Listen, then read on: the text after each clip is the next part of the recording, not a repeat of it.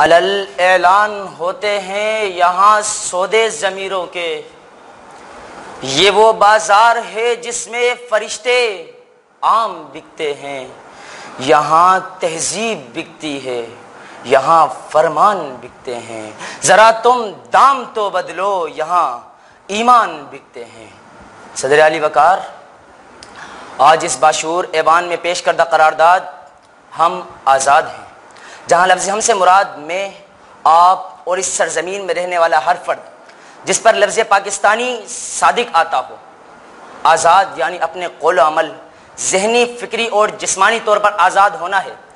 اور لفظ ہیں عصر حاضر کا تقاضا کرتی ہے۔ تو جناب والا،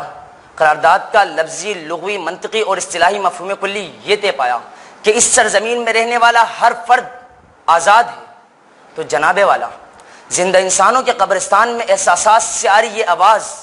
کہ ہم آزاد ہیں کی بھرپور مخالفت کرتا ہوں، کیونکہ جناب والا 70 سال پہلے ایک قوم، ایک آواز، ایک سبز ہلالی پرچم کے سائے میں ایک سرزمین کا تقاضا کر رہی تھی، اور آج 70 سال بعد وہی سرزمین ایک قوم کا تقاضا کر رہی ہے کہ اسے ایک آزاد قوم دے دو، پھر فخر سے کہنا کہ ہم آزاد ہیں۔ جناب والا، یہاں نرگس ہزاروں سالوں سے میرے آبا کی قبروں پر بیٹھے اپنی بے نوری پر ماتم کر رہے ہیں، اور جنہیں اس کا دیدہ بننا تھا وہ اغیار کے سنگ مرمر پہ چلتے پسلتے ڈگمگاتے خود کو طفلے تسلیاں دے رہے ہیں کہ ہم آزاد ہیں۔ ارے ہم لوگ نہ قومی نہ عوامی ہیں ابھی تک، ارے ہم لوگ نہ قومی نہ عوامی ہیں ابھی تک، انگریزی اور انگریز کے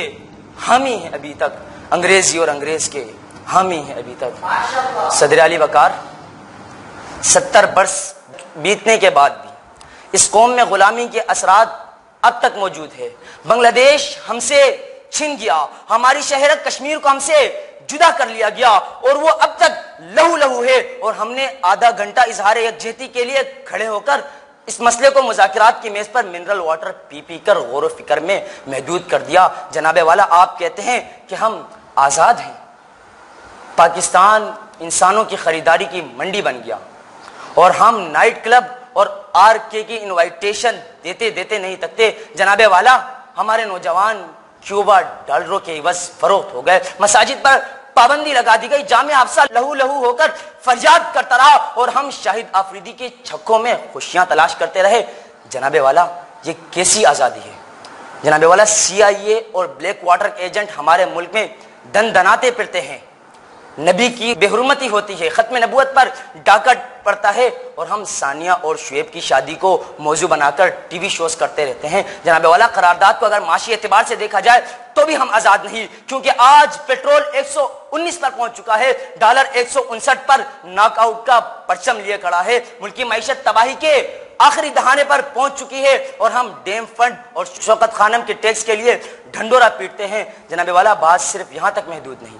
تعلیم حاصل کرنے والوں کا حشر اس ملک میں ڈاکٹر عبد القدیر کی طرح ہوتا ہے، جہاں عافیہ کو تشت میں پیش کر دیا جاتا ہے۔ تو کیا جناب والا ایسی آزادی کی بات کرتے ہو؟ تو میں انکار کرتا ہوں ایسی آزادی سے، کیونکہ جو علم گزر رہے ہیں، میرے شہر جل رہے ہیں، میرے لوگ